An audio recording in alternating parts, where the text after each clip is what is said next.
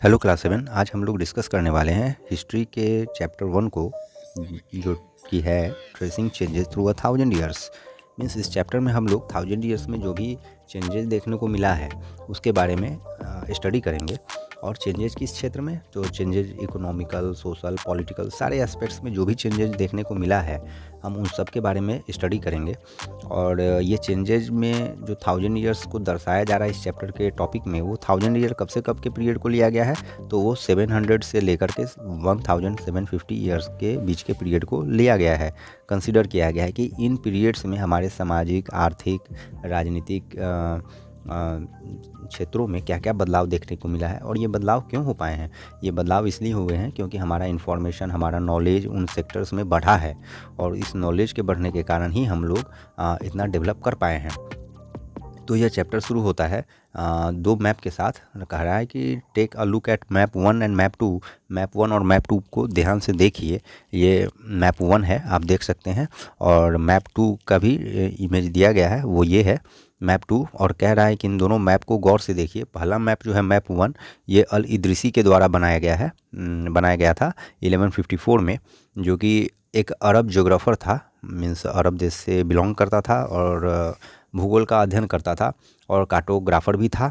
तो कार्टोग्राफर कौन होता है? कार्टोग्राफर वह पर्सन होता है जो मैप बनाने का काम करता है, पर्सन हु मेक्स मैप्स। तो यह अल इदरीसी के द्वारा बनाया गया मैप है। और जब आप इस मैप को देखेंगे तो इस मैप में इंडियन सब कॉन्टिनेंट को दर्शाया गया है। इंडियन सब कॉन्टिनेंट मतलब आप क्या समझते हैं? इंडियन सब कॉन्टिनेंट में आप केवल इंडिया को ही कंसीडर नहीं करेंगे, बल्कि इंडिया से जुड़े हुए जो 4-5 देश हैं अगल बगल में, पाकिस्तान, अफगानिस्तान, इन सारे देश कंट्रीज को आप कंसीडर करते हैं। तो मैप में जनरली हम अपर डायरेक्शन में जो होता है नॉर्थ लेते हैं, नीचे की ओर हम साउथ लेते हैं, या इधर हमारा ईस्ट हो जाता है और इस तरफ वेस्ट हो जाता है। तो जब आप इस मैप में देखेंगे तो सबसे बड़ा ब्लंडर क्या है कि ये श्रीलंका जो है ना, इसको ऊपर के में दर्शाया गया है, वहीं जो नॉर्दर्न इंडिया है उसको नीचे दिखलाया गया है। ठीक है, तो इससे आपका इन्फॉर्मेशन आज के हिसाब से क्लियर नहीं हो पाता है, क्योंकि आज के हिसाब से आपका जम्मू एंड कश्मीर क्या है, ऊपर है और हमेशा से ही रहा है। लेकिन अभी हमारा इन्फॉर्मेशन एकदम क्लियर है, क्रिस्टल है इंडिया के शेप के बारे में जब हम मैप में उसको दर्शाते हैं। तो यही कह रहा है यहाँ पे कि अल इदरीसी के द्वारा जो मैप बनाया गया है अरब कार्टोग्राफर के द्वारा, वो इस प्रकार का है। वहीं फ्रेंच कार्टोग्राफर जो मैप बनाता है उसका जो मैप है वो आज के हिसाब से मैच कर रहा है। मतलब ये आपके नॉलेज को सेटिस्फाई करता है कि हाँ, ये हमारा इंडिया का मैप है। यहाँ आप देख सकते हैं श्रीलंका को साउथ में नीचे की ओर दर्शाया गया है, वहीं ऊपर में इंडिया के पोर्शन को दर्शाया गया है। तो आप इस भूभाग को समझ पा रहे हैं। तो अब हम देखते हैं कि इन्फॉर्मेशन टेक्स्ट में क्या दिया है इसके बारे में। तो कह रहा है कि जो अल इदरीसी के द्वारा जो मैप बनाया गया वो 1154 में बनाया गया है। वहीं जो फ्रेंच कार्टोग्राफर के द्वारा मैप बनाया गया वो 1720 में बनाया गया है। और दोनों के बीच में लगभग 600 ईयर्स का डिफरेंसेस है। इन अल इदरीसी के मैप में साउथ इंडिया जो है वो कहाँ है? South India is where we would expect to find North India. जहाँ पे साउथ इंडिया दिया गया है वहाँ पे हम लोग नॉर्थ इंडिया को फाइंड करते हैं। लेकिन ये गलती से क्या किया है, इन्फॉर्मेशन के लिमिटेशन के कारण क्या किया है, साउथ इंडिया को ऊपर दर्शा दिया है। वहीं इसमें जो नेम्स है वो अरबिक लैंग्वेज में यूज किया गया है, जो कि ग्लोबली जो दूसरे देश के लोग होंगे उनको समझ में नहीं आएगा। बेसिकली ये तो मैप बनाया होगा खुद के देश के नाविकों के लिए, तो या लोगों के लिए। तो ये मैप जो है अरबी लोग तो समझ लेंगे, लेकिन बाकी दुनिया के लोग इसको नहीं समझ पाएंगे इस लैंग्वेज के लिमिटेशन के कारण। आगे कह रहा है क्या कि and there are also some well known names Kannauj in UP spelled in the map as Kannauj. अब कह रहा है कि जो कन्नौज एक ऐसा जगह है जो इस मैप में चर्चित है, अल इदरीसी वाले मैप में, जो कि उत्तर प्रदेश का एक जगह है। इसको स्पेल्ड किया गया है क्यू से, जो कि होना चाहिए के से। तो ये डिफरेंस देखने को मिल रहा है। तो स्वाभाविक है, चूँकि अरबी भाषा में लिखा गया है तो ये डिफरेंसेस बहुत मायने नहीं रख रहा है। वही कह रहा है कि मैप 1 जो है वो ज़्यादा सटीक है अभी के हिसाब से, अभी जो हमारा नॉलेज है उसके हिसाब से यह मैप हमको फैमिलियर लग रहा है। इसमें कोस्टल एरियाज़ को काफ़ी डिटेल में बतलाया गया है। आप इसको ध्यान से देखेंगे तो कोरोमंडल एक ऐसा नाम है जो आपका सुना हुआ होगा। और इसके साथ ही जब आप बारीकी से इसको देखेंगे, बालाघाट यहाँ पे दिख रहा है, तो ये सब नाम हम लोग सुने हैं। तो ये हमारे लिए फैमिलियर है बहुत हद तक। तो कह रहा है this map seems more familiar to us, और डिटेल में इन्फॉर्मेशन दिया गया है। और इस मैप का इस्तेमाल कौन करते थे? तो यूरोपियन सेलर्स और मर्चेंट्स ऑन देयर वाइजेज मीन्स अपने नाव वगैरह पर या जहाज़ों पर निकलते थे तो यात्रा के दौरान इस नक्शा का इस्तेमाल किया करते रहे होंगे। आगे कह रहा है कि equally important is the fact that the science of cartography deferred in the two periods. Means 600 साल के अंतर में ही आप देख रहे हैं कि ये इन मैप का इन्फॉर्मेशन कितना वेरी करता है। when the historians read documents, maps and text from the past, they have to be sensitive to the different historical backgrounds, the context in which information about the past was produced। कह रहा है कि इतिहासकार जो हैं, जो भी history का अध्ययन करने वाले व्यक्ति हैं, वो जब मैप वगैरह, टेक्स्ट वगैरह, जो ऐतिहासिक टेक्स्ट वगैरह है, इसका जब अध्ययन करते हैं तो उनको बड़ा सेंसिटिव रहना पड़ता है, सेंसिबल रहना पड़ता है। क्यों? क्योंकि जो भी टेक्स्ट वो हिस्टोरिकल पढ़ रहे हैं वो किस संदर्भ में लिखा गया है इसका उनको ध्यान रखना पड़ता है। क्योंकि अगर वह न रखेंगे तो बहुत सारा वर्ड ऐसा है जो जिसका मीनिंग काफ़ी हद तक बदल चुका है और आज के संदर्भ में अगर उस मीनिंग को लेंगे तो मीनिंग काफ़ी डिफरेंट हो जाएगा हिस्ट्री का। इसलिए कंटेक्स्ट को ध्यान में रखना बेहद ज़रूरी होता है हिस्टोरियंस के लिए, मीनिंग को पता लगाने के लिए, चीज़ों को जाँचने के लिए, जानने के लिए। New and old terminologies. अब इस टॉपिक में हम लोग क्या देखेंगे कि टर्मिनोलॉजीज़ क्या होती हैं। तो टर्मिनोलॉजीज़ एक पर्टिकुलर एक्शन को या ऑब्जेक्ट को रिप्रेजेंट करने के लिए जो एक खास वर्ड यूज किया जाता है उसी को हम लोग टर्म्स बोलते हैं और उन्हीं का जो कलेक्शन हो गया उसको टर्मिनोलॉजीज़ बोलेंगे। तो नए टर्मिनोलॉजीज़ क्या थे और ओल्ड टर्मिनोलॉजीज़ क्या थे, इसके बारे में इस टॉपिक में हम लोग जानेंगे। तो कह रहा है historical records exist in a variety of languages which have change considerably over the years. मैंने कहा हिस्टोरिकल जो रिकॉर्ड्स थे, दस्तावेजें जो थी ऐतिहासिक, वो बहुत सारे भाषाओं में थी और या हैं और वो समय के साथ बदलता भी रहा है ना। मतलब उनका अर्थ, मीनिंग या उसमें जो वर्ड्स यूज किए गए हैं वो चेंज होते रहे हैं। तो मेडाइवल पर्सियन के बारे में उदाहरण के तौर पर ले रहा है कि मेडाइवल पर्सियन जो था वह अभी के मॉडर्न पर्सियन से काफ़ी भिन्न था।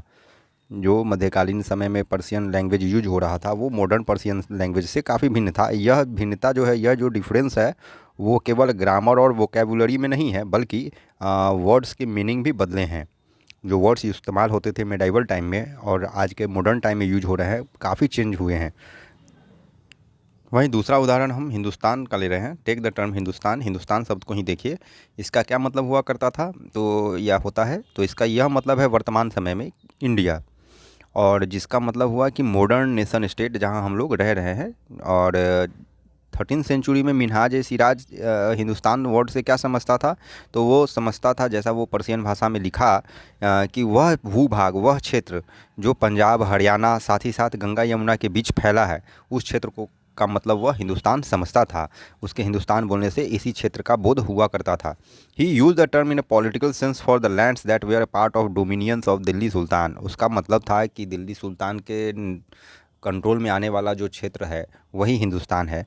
और उसके इस डेफिनेशन में, उसके इस डिस्क्रिप्शन में जो साउदर्न पार्ट है इंडिया का वो कंसीडर नहीं किया जाता था। Southern part that means Tamil Nadu हो गया, कर्नाटका हो गया, केरला वाला रीजन है, इसको वो हिंदुस्तान में कंसीडर ही नहीं कर पाया था क्योंकि उसका सोच, उसका ज्ञान लिमिटेड था।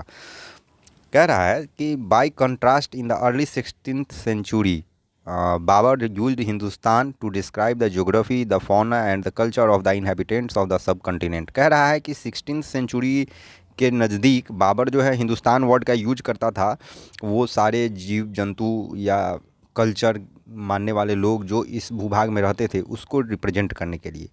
As we will see later in this chapter, this was somewhat similar to the way the 14th century poet Amir Khusrau used the word Hind. Means Amir Khusrau जो हिंद वर्ड यूज करता था उसका भी यही मायने था, उसका भी समझ यही था हिंदुस्तान को लेकर के अमीर खुसरो का। तो while the idea of geographical and cultural entity like India did exist, the term Hindustan did not carry the political and national meaning which we associate with it today.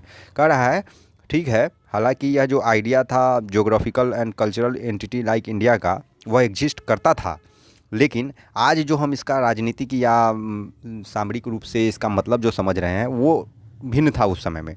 उस समय उन लोगों का मानना, उन लोगों का जो इमेजिनेशन था हिंदुस्तान के प्रति, हिंदुस्तान के मतलब के प्रति वो कुछ भिन्न था।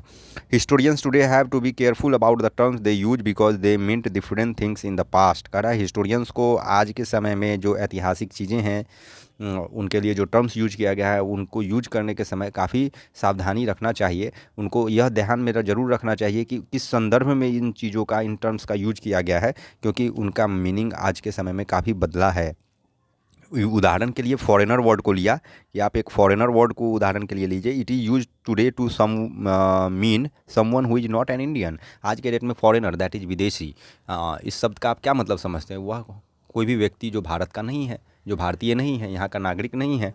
लेकिन एंशिएंट मेडिवल टाइम में क्या हो रहा था? A foreigner was any stranger who appeared say in a given village, someone who was not a part of that society और कल्चर। लेकिन मिडिवल पीरियड में क्या हो रहा था? फॉरेनर का मतलब वह सारे अजनबी व्यक्तियों से था जो उस समाज के या उस सभ्यता से जुड़े हुए नहीं थे, मीन्स दूसरे गांव के रहे हों, है ना। In Hindi the term pardesi might be use to describe such a person in Persian ajnabi. Hindi में हम लोग परदेसी यूज करते हैं ऐसे व्यक्ति को रिप्रेजेंट करने के लिए, है ना। और पर्शियन में हम लोग अजनबी यूज करते हैं। और city dwellers therefore might have regarded a forest dweller as a foreigner but two peasants living in the same village। कह रहा है कि शहर में रहने वाला जो भी होगा वो जंगल या ट्राइबल इलाका से आने वाले व्यक्ति को अजनबी समझेगा, फॉरेनर समझेगा। वहीं कह रहा है कि बट टू पीजेंट्स, लेकिन दो पीजेंट्स, दो किसान living in the same villages were not foreigners to each other even though they may have had different religious और कास्ट बैकग्राउंड्स। लेकिन एक ही गांव में रहने वाले दो किसान, चाहे वो किसी भी जाति के हों, अलग अलग जाति के हों, अलग अलग धर्म के हों, लेकिन वो परदेसी या फॉरेनर या अजनबी नहीं कहे जाएंगे, नहीं माने जाते थे। तो ये फॉरेनर वर्ड का डिफरेंस आप देख रहे हैं। कह रहे हैं हिस्टोरियंस एंड देयर सोर्सेस, इतिहासकार और उनके स्रोत क्या हैं उनके बारे में हम लोग पढ़ेंगे।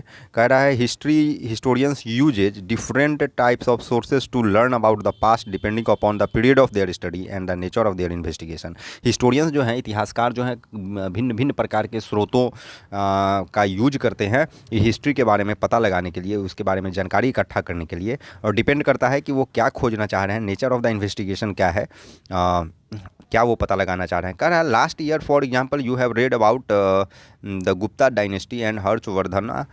इन this book we will read about the 1000 years from रफली 700 टू 1750। कह रहा है पिछले किताब में आपको पता है कि क्लास 6 में हम लोग एंशिएंट के बारे में पढ़े थे, एंशिएंट हिस्ट्री के बारे में, और इसमें हम लोग पढ़ेंगे उस पीरियड के बारे में जो 700 से 1715 के बीच का पीरियड है। You will notice some continuity in the sources used by the historians for the study of this period. They still rely on coins, inscriptions, architecture, textual records और for information। कह रहा है कि आप देखेंगे कंटिन्यूटी, है ना, क्या चीज़ में? जो सोर्सेस था इस हिस्ट्री को स्टडी करने का, उसमें आप कंटिन्यूटी देखेंगे, है ना। क्या कंटिन्यूटी देखेंगे? कि उस समय में भी जो हम लोग चीज़ों का यूज कर रहे थे हिस्ट्री के बारे में पता लगाने के लिए, उन्हीं चीज़ों का इस्तेमाल मेडिवल पीरियड में भी हम लोग करेंगे। मीन्स एंशिएंट में जो सोर्स था वो सोर्स कैरी फॉरवर्ड हुआ है मेडिवल के टाइम में भी। अब क्या क्या सोर्सेस था? तो कॉइन्स था, सिक्कों का इस्तेमाल करते थे, इंस्क्रिप्शंस का इस्तेमाल करते थे, आर्किटेक्चर का इस्तेमाल करते थे, टेक्सचुअल रिकॉर्ड्स का इस्तेमाल करते थे और करेंगे, है ना, मेडिवल के जानकारी को इकट्ठा करने के लिए भी। But there is also considerable discontinuity, लेकिन कुछ डिसकंटिन्यूटी भी है, कुछ चीज़ कैरी फॉरवर्ड नहीं हो पाया। The number and variety of textual records increase dramatically during this period. Medieval period में क्या हुआ है कि जो टेक्सचुअल रिकॉर्ड्स था वो काफ़ी माने विस्तारपूर्वक बढ़ा है। They slowly displaced other types of available information, और दूसरे प्रकार के जो भी उपलब्ध साधन थे उसको डिस्प्लेस किया है। कौन किया है? तो टेक्सचुअल रिकॉर्ड्स किया है। Through this period paper gradually become cheaper and more available. Means कह रहा है कि इस पीरियड के आते आते, किस पीरियड के? मेडिवल पीरियड के आते आते, मीन्स 700 टू 1750 के बीच के करीब के बात कर रहा है कि पेपर का अवेलेबिलिटी बढ़ा हमारे समाज में, और वाइडली मैंने बहुत मात्रा में लोगों के पास पाया जाने लगा पेपर का इस्तेमाल अलग अलग तरीक़ों से। People used it to write holy text. अब पेपर का इस्तेमाल क्यों करते थे, क्या करते थे? तो होली टेक्स्ट को लिखने के लिए। होली टेक्स्ट मतलब जो ग्रंथ वगैरह होते हैं, है ना, chronicles of rulers, means ruler के बारे में लिखने के लिए। लेटर और टीचिंग ऑफ सेंट्स, है ना, साधु संतों के, है ना, टीचिंग्स को लिखने के लिए। पेटिशंस के लिए, है ना, जुडिशियल ऑर्डर्स, रिकॉर्ड्स के लिए। जुडिशियल रिकॉर्ड्स मीन्स जो न्यायिक कोई भी व्यवस्था राजाओं के द्वारा चलाया जाता था का बही खाता लिखा जाता था। And for register of accounts and taxes, और पैसा वगैरह लेन देन है ना, टैक्सेस वगैरह को रिकॉर्ड करने के लिए पेपर का इस्तेमाल किया जाता था। तो इस प्रकार से जो है पेपर का इस्तेमाल हमारे सोसाइटी में बढ़ा, और इस कारण टेक्सचुअल रिकॉर्ड्स जो है हिस्ट्री का हम हिस्ट्री के सोर्स के रूप में ज़्यादा प्रचलन में है अभी, है ना, ज़्यादा मात्रा में हमको मिलता है एंशिएंट के तुलना में। तो ये भी तो एक प्रकार का चेंज है जो इन्फॉर्मेशन नॉलेज के बढ़ने के कारण हुआ है, क्योंकि हम लोग पेपर को खोज पाएँ, जो हमारे पेपर के बारे में हमारा जानकारी बढ़ा। कह रहा है manuscripts were collected by wealthy people, rulers, monasteries and temples, they were placed in libraries and archives. कह रहा है मैन्यूस्क्रिप्ट्स जो है वो कलेक्ट किए जाते थे, इकट्ठा किए जाते थे धनी लोगों के द्वारा, शासकों के द्वारा, है ना, मोनेस्ट्रीज और टेम्पल्स के द्वारा, मंदिर और मठों के द्वारा, है ना। और वे कहाँ रखे जाते थे, तो वे लाइब्रेरीज में रखे जाते थे या आर्काइव्स में। आर्काइव्स क्या होता है, आर्काइव्स के बारे में यहाँ दिया गया है कि a place where documents and manuscripts are stored, मैंने वैसा जगह जहाँ पर डॉक्यूमेंट्स, कागजात वगैरह या मैन्यूस्क्रिप्ट्स जो लिखित होते हैं पाम वगैरह पर या पेपर पर लिखा जाता है ना, वैसे डॉक्यूमेंट्स को स्टोर किया जाता था। Today all national and state governments have archives where they keep all their old official records and transactions. आज के डेट में भी आप सरकार के आर्काइव्स देखेंगे, सरकार के द्वारा मेंटेन किया जा रहा है आर्काइव्स, जहाँ पे वे क्या करते हैं, वे रखते हैं सारे पुराने कागजातों को, रिकॉर्ड्स को, जो ट्रांजैक्शन से जुड़ा है, ज़मीन के लेन देन से, पैसों के लेन देन से, है ना, इन सारी चीज़ों से जुड़ा हुआ जो भी डॉक्यूमेंट्स है सरकारी, उनको आर्काइव्स में रखा जाता है। करा these manuscripts and documents provided a lot of detailed information to historians but they are also difficult to use. करा ये जो मैन्यूस्क्रिप्ट्स हैं और जो कागजात हैं वो बहुत सारा इन्फॉर्मेशन हमको देते हैं, डिटेल इन्फॉर्मेशन देते हैं इतिहास के बारे में, लेकिन इनको यूज करना भी काफ़ी कठिन है। अब क्यों कठिन है भाई, there was no printing press in those days to scribes, so scribes copied manuscripts by hands. कह रहा है कि उस समय प्रिंटिंग प्रेस का तो इन्वेंशन नहीं हुआ था, है ना, पेज हम लोग खोज लिए थे, लेकिन प्रिंटिंग प्रेस नहीं था, इसलिए स्क्राइब्स का इस्तेमाल किया जाता है। स्क्राइब्स वैसे व्यक्ति होते हैं जो देख करके नकल करते हैं, उतारना, एक कागज़ से दूसरे कागज़ में उतारना। तो स्क्राइब्स का इस्तेमाल करते थे लिखने के लिए, इन्फॉर्मेशंस को लिखने के लिए। If you have ever copied A friends homework, आप दोस्त से अपने कॉपी मांगे होंगे कभी ना कभी फेयर करने के लिए, है ना, या अगर क्लास में एब्सेंट रहे हों तो उसको नोट डाउन करने के लिए, तो वही स्क्राइब का वर्क हो गया, ये देख के उतार लेना किसी भी इन्फॉर्मेशन को। Sometimes you can not read your friends hand writing, कभी कभी क्या होता है कि आप अपने दोस्तों के हैंड राइटिंग को नहीं पढ़ पाते हैं, कोई कोई होता है ना लपेट के लिखा, कर्सिव के नाम पे वर्सिव राइटिंग का यूज करता है। And are force to guess what is written, है ना, और आपको क्लियरली पता नहीं चलता है कि वर्ड क्या है ना, आप ही लपेट दिए, तो इसको बोलते हैं वर्सिव राइटिंग, है ना, वर्सिव, ये हम इजाद किए। तो कह रहा है कि फ्रेंड्स के राइटिंग को पढ़ना काफ़ी कठिन हो जाता है, तो आप गेस करते हैं, अंदाज़ लगाते हैं कि वो ये लिखा होगा। एज ए रिजल्ट क्या होता है, एक डिफरेंस क्रिएट होना शुरू हो जाता है। जो मीनिंग रहा होगा वो फ्रेंड के कॉपी में, जो टीचर बताए होंगे, जो फ्रेंड के कॉपी में मीनिंग रहा होगा, वो आप में, आपके कॉपी में जो मीनिंग निकलेगा काफ़ी भिन्न हो जाएगा, धीरे धीरे अंतर आना लगेगा उसमें मीनिंग में। तो manuscript copying is something similar, manuscript copying करने में यही होता था। As scribes copied manuscripts they also introduced small changes. Scribes जो होते थे, जो व्यक्ति कॉपी करता था, वो जब मैन्यूस्क्रिप्ट लिखता था तो छोटा मोटा चेंज वो लाना शुरू कर देता था। A word here, a sentence there, these small differences grew over centuries of copying until the manuscripts of the same text became substantially different from one another. कह रहा है ये तब तक चला जब तक मतलब बदल नहीं गया, मीन्स अर्थ चेंज हो गया, है ना। इसमें समय लगा, सेंचुरीज लगा, है ना, लेकिन चेंज हुआ। सेंचुरी मतलब क्या होता है, 100 ईयर, डिकेड मतलब क्या होता है, 10 years. This is a serious problem because we rarely find the original manuscript of the author today, we are totally dependent upon the copies made by the later scribes, है ना। Original copy बहुत सारे चीज़ों का नहीं मिल पाया है, हम लोग निर्भर किस चीज़ पर है इन्फॉर्मेशन के लिए, तो स्क्राइब्स के द्वारा जो कॉपीड किया गया उस पर, और इसके कारण क्या हो रहा है, जो हिस्ट्री एक्चुअल फॉर्म में था ना, वो हमको पता चलने में दिक्कत होती है। As a result historians have to read different manuscript version of the same text to guess what the author had originally written. तो इसलिए क्या होता है, जो बहुत सारे स्क्राइब्स के द्वारा अलग अलग प्रांतों में लिखे गए इतिहास है, उसको हिस्टोरियंस को पढ़ना पड़ता है ताकि एग्जैक्ट मीनिंग पे पहुंचा जा सके कि क्या सिचुएशन रहा होगा। कह रहा है 14th century chronicler Barani wrote his chronicle first in 1356, means Barani जो है अपना पहला एडिशन लाता है अपने बुक का 1356 में, और अनदर वर्सन, दूसरा वर्सन लाता है, सेकेंड एडिशन लाता है 2 ईयर लेटर, 2 साल बाद। The two differ from each other, दोनों एडिशन में अंतर है ना, दोनों एडिशन में अंतर था।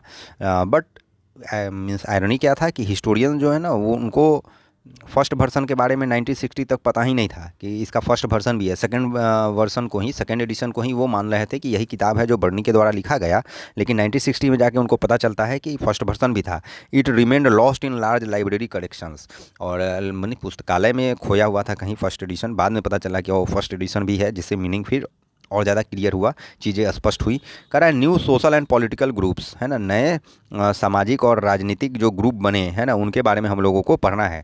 कह रहा है 700 से 1750 के पीरियड के बारे में बोल रहा है कि is a huge collection challenge to historians largely because of the scale and variety of development that occurred over the period. कह रहा है इस बीच के पीरियड को डिकोड करना, जानना हिस्टोरियंस के लिए चुनौती था। चुनौती क्यों था? क्योंकि बहुत बड़े स्तर पर ना डेवलपमेंट हुआ था, विकास हुआ था, चीज़ें बदली थी। इन सब को जोड़ना, है ना, क्रम में रखना हिस्टोरियंस के लिए बड़ा मुश्किल था। At different moments in this period new technology made their appearance, means अलग अलग क्षण में, अलग अलग समय में क्या हुआ, नए नए चीज़ इंट्रोड्यूस किए गए इस पीरियड में। लाइक उदाहरण के लिए दे रहा है पर्सियन विल के बारे में, है ना, लाइक द पर्सियन, ये याद रखना है, एग्जामिनेशन पॉइंट ऑफ व्यू से इंपॉर्टेंट है। Like Persian will in irrigation, means पहला क्या चीज़ है, पर्सियन विल, जो पर्सिया नाम से ही पता चला, पर्सिया से आया हुआ व्हील होगा जो इरिगेशन में, सिंचाई में यूज किया जा रहा था। स्पाइनिंग व्हील इन वीविंग, है ना, स्पाइनिंग व्हील का इस्तेमाल किया जाने लगा वीविंग में, बुनकर वाले काम में। फायर आर्म्स इन कॉम्बैट, पता ही है लड़ाई झगड़े में यूज किया गया। New foods and beverages arrived in the sub continent, means सब कंटिनेंट मतलब याद है ना आपको कि कंटिनेंट और सब कंटिनेंट में अंतर है। कंटिनेंट बहुत बड़ा भाग हुआ, सब कंटिनेंट, इंडियन सब कंटिनेंट के संदर्भ में जब हम पढ़ेंगे तो 4 या 5 देश जो हमारे आसपास के हैं पड़ोसी देश, उनको हम लोग कंबाइंडली देखते हैं, तो इसको इंडियन सब कंटिनेंट बोलते हैं। इंडियन सब कंटिनेंट और इंडिया में अंतर है। इंडिया केवल इंडियन भूभाग को रिप्रेजेंट करता है। इंडियन सब कंटिनेंट इंडिया के साथ साथ 5 कंट्री जो हमारे आसपास में है उनको इंक्लूड करता है। तो कह रहा है कि नए जो फूड आइटम्स हैं, बेवरेजेज हैं, वो इंक्लूड हुए, हमारे देश में आए।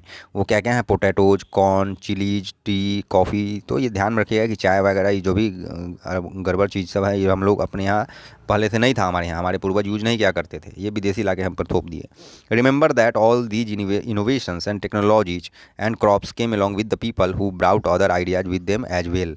अब ऐसा नहीं है कि जो लोग आलू वगैरह लाएँ, चाय लाएँ, कॉफ़ी लाएँ, वो केवल यही चीज़ लाएँ, वो अपने साथ साथ आइडियाज़ भी लेकर के आए, नए विचार भी लेकर आए जो हमारे लिए नया था। As a result this was a period of economics, political, social and cultural changes. इसलिए इस पीरियड को, किस पीरियड को, 700 से 1750 के बीच के पीरियड को हम लोग किन किन चीज़ों में परिवर्तन मानते हैं? आर्थिक रूप में भी परिवर्तन किया, राजनीतिक रूप में भी, सामाजिक रूप में, कल्चरल रूप में, है, इन सब चीज़ों में चेंजेज लाया, इन सारे स्पेयर्स में। This was also a period of great mobility, है ना, मोबिलिटी मीन्स घूमने का, मीन्स इसमें बहुत सारा मूवमेंट होता है, बड़े स्तर पर मूवमेंट होता है लोगों में। Groups of people travelled long distances in search of opportunity, है ना, मीन्स झुंड के झुंड लोग जो है दूर दूर तक यात्रा करते थे, अपॉर्चुनिटी मीन्स मौके की तलाश में। This subcontinent held immense wealth and the possibilities for people to carve a fortune. One group of people who became important in this period were the Rajputs. कह रहा है कि सब कंटिनेंट, हमारा जो सब कंटिनेंट था वहाँ पर वेल्थ की कमी नहीं थी। आपको पता ही होगा कि सोने की चिड़िया कहा जाता था। तो 30% ऑफ जो वर्ल्ड का ट्रेड होता था उसमें भारत का हिस्सा 30% था 100 में। तो आप समझ सकते हैं कितना धनवान हम लोग रहे होंगे, आप रहे होंगे। तो कह रहा है कि इसी क्रम में एक नया ग्रुप का उदय होता है हमारे यहाँ, न्यू क्लैन कहिए आप, राजपूत नाम से। A name derive from राजपुत्रा, means कहाँ से डिराइव किया गया? राजपुत्रा मीन्स राजा का बेटा, Rajput. The son of a ruler. Between the 8th and 14th century the term was applied more generally to the group of warriors, है ना, मीन्स 8वीं से 14वीं शताब्दी के बीच में इस टर्म का उपयोग किनको रिप्रेजेंट करने के लिए किया जाता था? किस ग्रुप को रिप्रेजेंट करने के लिए किया जाता था? तो वैसे ग्रुप को जो वॉरियर है, लड़ाका है, और जो क्लेम करता है कि वो क्षत्रिय है ना, जो क्लेम करता है कि वो क्षत्रिय का वंशज है। तो इस प्रकार से नया ग्रुप का उदय हुआ है। आप देख रहे हैं किस प्रकार से हिस्ट्री में, मेडिवल हिस्ट्री में यहाँ पर ये पर्सियन व्हील वगैरह का इमेज दिया गया है एनसीईआरटी में, आप देख सकते हैं, पानी पटाने में यूज किया जा रहा है। आगे हम देखेंगे the term included not just rulers and chieftains but also soldiers and commanders who served in the armies of different monarchs all over the subcontinent. कह रहा है ये जो राजपूत के बारे में कह रहा है कि ये टर्म जो है केवल रूलर्स को ही इंक्लूड नहीं करता है, बल्कि सरदारों को, जो लड़ाके हैं उनके, सैनिकों को, कमांडर्स को, इन सब को रिप्रेजेंट करता है ये राजपूत टर्म। और ये पूरे सब कंटिनेंट में अलग अलग जगहों पर, है ना, आर्मी के रूप में भी काम करते थे, इन सारे पदों पर काम करते थे, सेवा करते थे इस सब कंटिनेंट का। A chivalric code of conduct, extreme valor, and a great sense of loyalty were the qualities attributed to Rajputs by their poets and bards. कह रहा है कि जो इनके भक्त हुआ करते थे या इनके दरबार में रहा करते थे या जो कवि होते थे वो राजपूत के बारे में बताते थे कि गजब साहस है ना, अदम्य साहस और वीर और वफादार होता था यह राष्ट्र के प्रति या राजा के प्रति। कौन, ये राजपूत जो जाति हैं। कह रहा है अदर ग्रुप्स भी थे जैसे कि मराठाज, सिख्स, जाट्स, अहोम्स एंड कास्ट, ये सारे जो कास्ट थे, स्क्राइब एंड सेक्रेटरीज थे। स्क्राइब्स और स्क्राइब आप अभी थोड़ी देर पहले हम लोग पढ़े हैं। सेक्रेटरीज मीन्स जो सचिव वगैरह के रैंक पे रहा करते थे। Also use the opportunities of the age to become politically important, means इन जाति के लोग भी जो थे राजनीतिक रूप से अपने महत्व को बनाए हुए थे, है ना। Maratha, Sikhs, Jats, Ahoms and castes. Throughout this period there was a gradual in clearing of forest and the extension of agriculture, a change faster and more complete in some areas than in others। कह रहा है कि इस period में आपको change देखने को मिलेगा, ग्रेजुअल चेंज। क्या चेंज देखने को मिला कि क्लियरिंग ऑफ फॉरेस्ट होना शुरू हुआ, एग्रीकल्चर का विस्तार होना शुरू हुआ, और कहीं किसी किसी क्षेत्र में यह काम फास्टर होता था, किसी किसी क्षेत्र में थोड़ा स्लो था। Changes in their habitat forced many forest dwellers to migrate. कह रहा है जंगल में रहने वाले बहुत सारे जो आदिवासी वगैरह कबीला वगैरह लोग रहा करते थे उनको माइग्रेट होने पर मजबूर होना पड़ा क्योंकि जंगल साफ हो गया। Other started tilling the land and became peasants. कुछ लोग जो है किसान ही बन गए, ज़मीन जोतना शुरू किया और किसान बन गए। These new peasant groups gradually began to influence by regional market, chieftain, priest, monasteries and temples. और बाद में क्या हुआ, यही जो खेती करने वाले लोग हुए, जो नए खेती करने वाले लोग हुए, वो प्रभावित होने लगे। किन से, तो सरदारों से, पादरियों से, है ना, मंदिर वगैरह मठ वगैरह से प्रभावित होने लगे। They became a part of large complex societies and they are required to pay taxes. और आगे चलकर फिर क्या हुआ, ये समाज का हिस्सा बन गए। जो मेन स्ट्रीम के लोग थे, राज दरबार से जुड़े हुए लोग थे या राजा के क्षेत्र में आने वाले लोग थे, उनका हिस्सा बन गए, उनसे जुड़ गए और ये भी क्या करने लगे, टैक्स पे करने लगे, गुड्स एंड सर्विसेज देने लगे जो स्थानीय राजा हुआ करते थे या शासक हुआ करते थे उनको। एज ए रिजल्ट क्या हुआ, सिग्निफिकेंट इकोनॉमिक और social differences emerged amongst peasants. अब नतीजा क्या हुआ कि एक इकोनॉमिक, आर्थिक और सामाजिक अंतर भेदभाव उत्पन्न हो गया। किसके बीच में, एमॉन्ग्स पीजेंट्स, किसानों के बीच में आर्थिक और सामाजिक भेदभाव उत्पन्न हो गया। सम पोसेस्ड मोर प्रोडक्टिव लैंड, कुछ किसान ऐसे हुआ करते थे जिनके पास ज़्यादा उपजाऊ भूमि होता था। अदर्स ऑल्सो कीप कैटल, कुछ ऐसे होते थे जिनके पास मवेशी वगैरह हुआ करती थी। कुछ आर्टिसनल वर्क करते थे with agricultural activity during the lean season. कुछ मने होता ना, कुम्हार वगैरह वाला काम या कुछ कलाकृति वाला काम क्या करते थे लीन सीजन में। As society became more differentiated, people were grouped into jatis और सब कास्ट। जैसे जैसे सोसाइटी में अंतर बढ़ता गया, है ना, लोग रिजिड होते गए, है ना, और एक जाति व्यवस्था बना, सब कास्ट व्यवस्था बना। And ranked on the basis of their backgrounds and their occupation, अपने काम पेशा के आधार पर इन जातियों का एक क्रोनोलॉजी तैयार हो गया कि ये ऊंचा जाति, ये नीचा जाति, है ना, ऐसा वैसा फलाना ठिकाना। ठीक है, तो किस प्रकार से जाति का उद्भव हुआ आप देख रहे हैं, किस प्रकार से पेशा, है ना, और वगैरह ये सब इसको प्रभावित किया। किस प्रकार से कुछ लोगों के पास ज़मीन हो गया, कुछ लोगों के पास मवेशी हो गया, कुछ लोग भूमिहीन ही रह गए होंगे। तो इस प्रकार से डिफरेंसेस भी एराइज हुआ। Ranks they are not fixed permanently, लेकिन ये कह रहा है कि रैंक्स जो थे, जो उनको पद दिया जाता था, वो परमानेंट नहीं हुआ करता था। And varied according to the power के हिसाब से बदलता रहता था। इन्फ्लुएंस, प्रभाव के आधार से। रिसोर्स, कितना रिसोर्स है, संसाधन है उनके पास। And resources controlled by members of the jati, है ना। The status of the same jati could vary from area to area. अब एक जाति किसी क्षेत्र में ज़्यादा समृद्ध है तो दूसरे जगह नहीं ज़रूरी है कि वो पावरफुल ही हो और समृद्ध ही हो, वहाँ वो कमज़ोर हो सकता है। डिपेंड करता है क्या रिसोर्सेस है उनके पास, कितना उनका संख्या है, इन सारे चीज़ों पर निर्भर क्या करता था किसी भी जाति का किसी भी क्षेत्र में कितना दबदबा है। जाति फ्रेम्ड देयर ओन रूल्स, जाति क्या करते थे, अपना रूल खुद बनाते थे, और to manage the conduct of their members, कि उनके सदस्यों को क्या क्या नियम कानून पालन करना है, नहीं तो भात काट दिया जाता था। दीज रेगुलेशंस, भात काट दिया मतलब ये नहीं कि खाना में चाकू लेकर काट दिया, भात काट दिया मतलब कि अगर कोई रूल एंड रेगुलेशन बना हुआ है किसी खास जाति का, किसी खास समूह का, अगर उसको फॉलो नहीं कर रहा है कोई मेंबर, तो उसको कह दिया जाता था इसको कोई भी निमंत्रण नहीं देगा, है ना, समाज से बहिष्कृत कर दिया जाना। इसी को कहते हैं स्थानीय भाषा में भात काट देना। These regulations were enforced by an assembly of elders describe in some areas as the jati panchayat. और जाति पंचायत भी लगा करता था, जो भी बड़े बुजुर्ग उस जाति के होते थे, गणमान्य लोग। But jatis were also required to follow the rules of their village, लेकिन जातिज को गांव के रूल नियमों को भी पालन करना पड़ता था। Several village were governed by a chieftain, together they were only one small unit of a state. बहुत सारे गाँव जो मिल जाते थे उनको कौन गवर्न करता था? तो चिफ्टेन, जो सरदार हुआ करता था, है ना, अलग अलग नाम से, सरपंच हो सकता है, कुछ भी सामंत हो सकता है। टुगेदर, एक साथ मिल करके एक यूनिट बनाते थे, है ना, किसी भी राज्य का। आगे हम लोग देखेंगे क्या कि रीजन एंड एम्पायर, रीजन मतलब क्षेत्र हो गया, एम्पायर मतलब साम्राज्य, है ना। तो क्षेत्र और साम्राज्य के बारे में हम लोग देखेंगे क्या कह रहा है कि large states like those of Cholas, Tughluqs, Mughals encompasses many region. Means बड़े बड़े जो साम्राज्य थे जैसे चोला है, तुगलक है, मुगल है, इनका बहुत विस्तार पूर्वक क्षेत्र हुआ करता था। ये Sanskrit prashasti praising the Delhi sultan Ghiyasuddin Balban explain that he was the ruler of a vast empire that stretches from Bengal in the east to Ghazni in Afghanistan and west also included of south. का रहा है कि एक प्रशस्ति मीन्स लिखा हुआ, संस्कृत में लिखा हुआ जो मीन्स कॉपर पर या किसी भी चीज़ पे प्रशस्ति है, जो बताता है किसके बारे में? बलबन के बारे में, कि बलबन का जो साम्राज्य है वो कहाँ से कहाँ तक फैला हुआ है। तो बता रहा है कि बंगाल से लेकर के अफगानिस्तान तक फैला हुआ है, गजनी तक, और अफगानिस्तान से लेकर के साउथ इंडिया तक फैला हुआ है। People of different regions, Gauda, Andhra, Kerala, Karnataka, Maharashtra, Gujarat, apparently fled before his army. Historians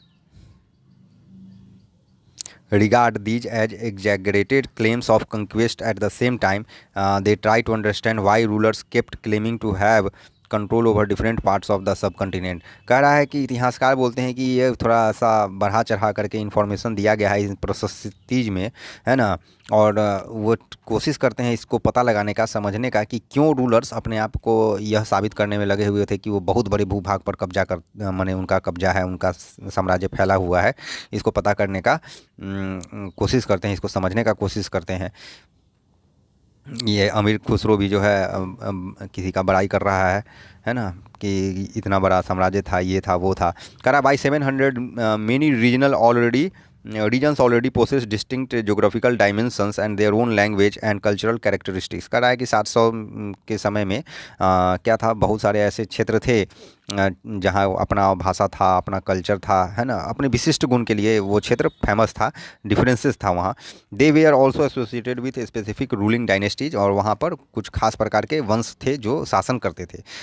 dynasty मतलब क्या होता है? Series of rulers belonging to same family, है ना। डायनेस्टी क्या है? Series of rulers belonging to a same family, means एक ही परिवार का जो आने वाला पीढ़ी है वो शासन किया, फिर उसका आने वाला पीढ़ी है वो शासन किया, इसी को डायनेस्टी बोलते हैं। There was considerable conflict between these states, occasionally dynasties like Chola, Khalji, Tughlaq, Mughals were able to build an empire that was pan regional spanning diverse regions. कह रहा है कि जनरली क्या देखा गया कि चोला, खालजी, तुगलक, मुगल, ये सब ऐसे साम्राज्य स्थापित हुए जो बहुत बड़े क्षेत्र तक अपना स्थान माने अपना कब्जा जमाए हुए थे। Not all these empires were equally stable और सक्सेसफुल, लेकिन ये इसका मतलब नहीं है कि सारे एम्पायर इक्वली स्टेबल थे, सक्सेसफुल ही थे, है ना, लेकिन इनका क्षेत्र बड़ा था। कह रहा है when the Mughal Empire declined in the 18th century, it led to the re-emergence of regional states, but years of imperial pan-regional rule had altered the character of the regions। कह रहा है कि मुगल एम्पायर जब decline किया 18th century में या कमज़ोर पड़ गया, तो इसके कारण क्या हुआ? इसके कारण बहुत सारे नए नए छोटे छोटे रीजनल स्टेट्स उभर के आ गए, स्थानीय राज्य घराने उभर कर आ गए। लेकिन बहुत दिनों तक जो एक ही बड़े से क्षेत्र में एक साथ होने के कारण क्या हुआ कि जो छोटे छोटे अलग अलग स्थानीय क्षेत्र के जो भाषाएं थी, सभ्यताएं थी, कल्चर्स था, इस कस्टम था, इन सब पर व्यापक प्रभाव पड़ा है। मीन्स मिलावट हुई। क्यों मिलावट हुई? क्योंकि मुग़ल साम्राज्य बहुत बड़े क्षेत्र पर कब्जा करके रखा था। ये सल्तनत पीरियड काफ़ी दिनों तक रहा है, तो इन सब के कारण क्या हुआ है, कल्चर में मिक्स हुआ, कल्चर मिक्स हुआ, तौर तरीके बदले, मिक्स हुए, तो डिस्टिंक्टिव फीचर क्या हुआ, जो पहले था वो चेंज हुआ। कह रहा है कि through the 1000 years between 700 to 1715 the character of the different regions did not grow in isolation. These regions felt the impact of larger pan-regional forces of integration without ever quite losing their distinctiveness। मैंने कह रहा है कि 700 से 1750 तक के बीच में इतने लंबे समय में एक साथ हो जाने के कारण, इंटीग्रेशन हो जाने के कारण, एकीकरण होने के कारण क्या हुआ, बहुत सारा नया तौर तरीका जो है कस्टम्स में, कल्चर में मिला, सम्मिलित हो गया। और इसका ये मतलब नहीं है कि उनका अपना जो डिस्टिंक्टिव गुण था, जो एक ख़ास प्रकार का सभ्यता था, कल्चर था, ट्रेडिशन था, वो ख़त्म ही हो गया, उसमें कुछ चीज़ें जुड़ गईं। तो ये देखने को मिला इस पीरियड में 700 टू 1750 में। क्यों क्यों ऐसा क्यों हो पाया? क्योंकि पूरा यूनिफाइड हो गया था ना, एक बहुत बड़ा लैंड मास जो था मुगल्स के टाइम में, सुल्तान के टाइम में, सल्तनत पीरियड के टाइम में, चोलाज के टाइम में, एक बड़ा भूभाग जो है एक साथ एक साम्राज्य के अंदर में आ गया था, जिसके कारण क्या हो रहा था, एक ट्रेडिशन, कस्टम, बहुत सारा चीज़ फॉलो होने लगा था। इसके कारण बहुत सारा जो रीजनल छोटे छोटे स्तर पर जो कल्चर था, है ना, उसमें मिलावट होना शुरू हुआ। तो अब जो हम टॉपिक देखेंगे वो है ओल्ड एंड न्यू रिलीजन्स। कह रहा है कि जो 1000 ईयर्स में हम लोगों ने जो एक्सप्लोर किया है, उसमें हम लोग यह भी पाए हैं कि जो रिलीजन के ट्रेडिशन में, रिलीजियस ट्रेडिशंस में काफ़ी व्यापक बदलाव देखने को मिला है, डेवलपमेंट देखने को मिला है।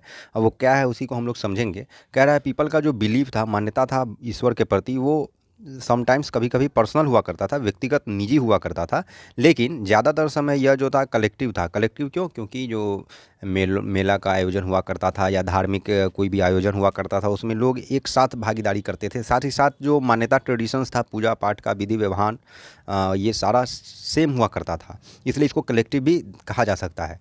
Collective believe in super natural agency is religion, है ना। कलेक्टिव मान्यता जो होता था सुपर नेचुरल एजेंसी के प्रति, ईश्वर के प्रति या कोई भी वैसे तत्व के प्रति, उसी को हम लोग रिलीजन बोलते हैं। Was often closely connected with the social and economic organisation of local communities. और यह जो धर्म है ना, या जो मान्यताएं हैं, वो सामाजिक और आर्थिक पृष्ठभूमि से जुड़ी हुई होती थी। जो स्थानीय समुदाय होते थे, उनके आर्थिक और सामाजिक पृष्ठभूमि से जुड़ा हुआ होता था। As the social worlds of these groups altered, so too did their beliefs. जैसा कि हम लोग देखे हैं 1000 ईयर्स में कि जो सोशल वर्ल्ड है, जो सामाजिक दुनिया है ना, वो बदला है। उसमें भी चेंजेस देखने को मिले हैं, उनके कस्टम्स में, ट्रेडिशंस में, मान्यताओं में। तो इसी प्रकार से बिलीफ भी जो है, उनका मान्यता जो है, वो भी चेंज हुआ है इन 1000 ईयर्स में। It was during this period the important changes occurred in what we called Hinduism today. जो हम लोग आज जिसको हिंदुइज्म कहते हैं, उसमें भी काफ़ी चेंजेस देखने को मिला है। These included the worship of new deities, है ना, नए भगवानों की पूजा शुरू हुई, नए ईश्वर का रूप विकसित हुआ। The construction of temples by royalty and the growing importance of Brahmans the priests a dominant group in society. इसी दरमियान हमको देखने को मिला कि नए ब्राह्मण्स का जो स्थान है समाज में, समुदाय में, वो ऊंचा हुआ है, बढ़ा है, और वो एक डोमिनेंट ग्रुप समाज के बन गए।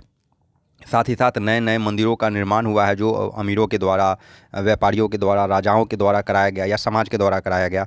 There knowledge of Sanskrit text earned the Brahmans lot of respect in society. कह रहा है ब्राह्मणों का संस्कृत में एक प्रकार से वे निपुण थे, उनके जानकार थे, और इसके कारण समाज में उनका रिस्पेक्ट बढ़ा। जिस प्रकार से इंग्लिश को हम लोग एक अलग नज़र से देखते हैं समाज में अपने, उसी प्रकार से संस्कृत का उस समय महत्व था हमारे समाज में। Their dominant position was consolidated by the support of their patrons new rulers searching for prestige. Means राजाओं के द्वारा भी उनको प्राश्रय दिया जाता था। One of the major developments of this period was the emergence of the idea of bhakti. और यह बड़ा इंपॉर्टेंट पॉइंट है कि इस समय ही भक्ति मूवमेंट के इमरजेंस को हम लोग देखते हैं।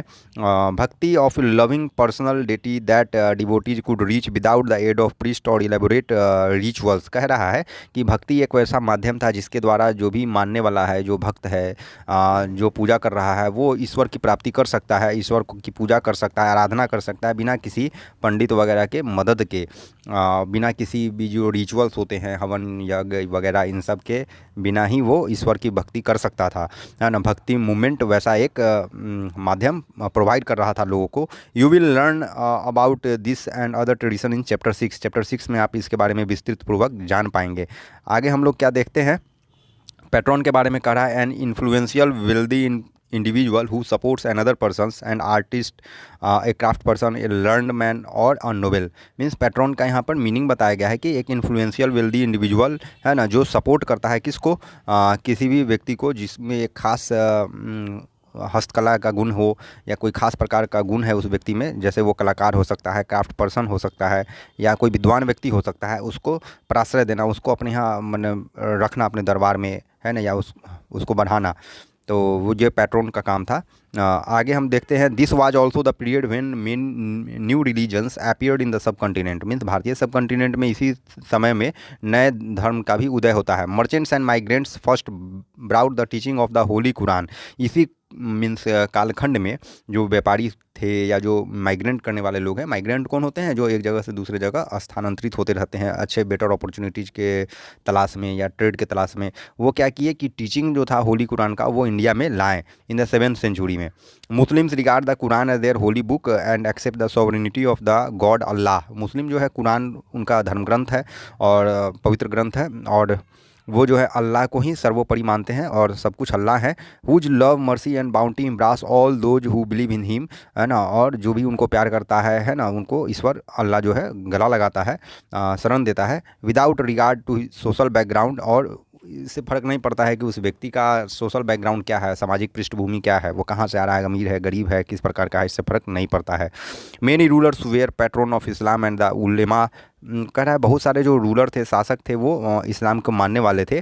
उलेमा कौन होता है, तो बता रहा है कि learn theologians and jurist, means वैसा व्यक्ति, वैसा मुस्लिम व्यक्ति जैसा हिंदू में पंडित जी लोग होते हैं, जो विद्वान होते हैं, धर्म के बारे में उनको जानकारी होता है, वो एक्सप्रेस करते हैं, एक्सप्लेन करते हैं दोहों को, छंदों को। उसी प्रकार जो कुरान है उनकी आयतों को, इन चीज़ों को एक्सप्रेस करने वाला व्यक्ति, उसको एक्सप्लेन करने वाला व्यक्ति उलेमा कहलाता है, जो पढ़ा लिखा विद्वान होता है धार्मिक दृष्टिकोण से। And like Hinduism Islam were interpreted in a variety of ways by its followers, है ना, अपने मानने वालों के द्वारा इस्लाम को भी अलग अलग तरीक़ों से व्याख्या किया गया है। देयर वेयर, ये बड़ा इंपॉर्टेंट है कि there were the Shia Muslims who believed that the prophet Mohammad son in law Ali was the legitimate leader of the Muslim community. अब सिया सुन्नी का एक विवाद है, आप बराबर सुनते होंगे कि सिया कौन है, तो सिया वैसे मुसलमान हैं जो जिनका मानना है, जिनका विश्वास है कि प्रोफेट मोहम्मद का जो दामाद है अली, वो ही लीडर है पूरे मुस्लिम कम्युनिटी का, वही सर्वोपरि है, सर्वे सर्वा है पूरे मुस्लिम कम्युनिटी का। कौन, अली। अली कौन है,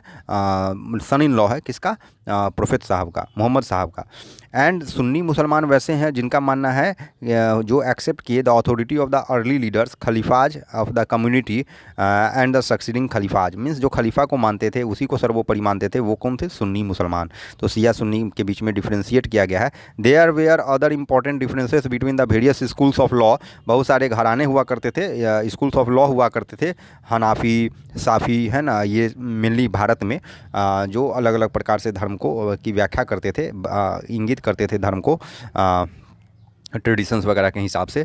तो आगे हम देखेंगे thinking about time and historical periods के बारे में, कि टाइम और हिस्टोरिकल पीरियड्स के बारे में हम लोग देखेंगे कि क्या है कि historians do not see time just as a passing of hours. Historians जो है, इतिहासकार जो हैं, टाइम को बस ऐसा नहीं देखते कि घंटों में बीत रहा है या दिनों में या सालों में, है ना, या कैलेंडर में या घड़ी में आप जो देखते हैं।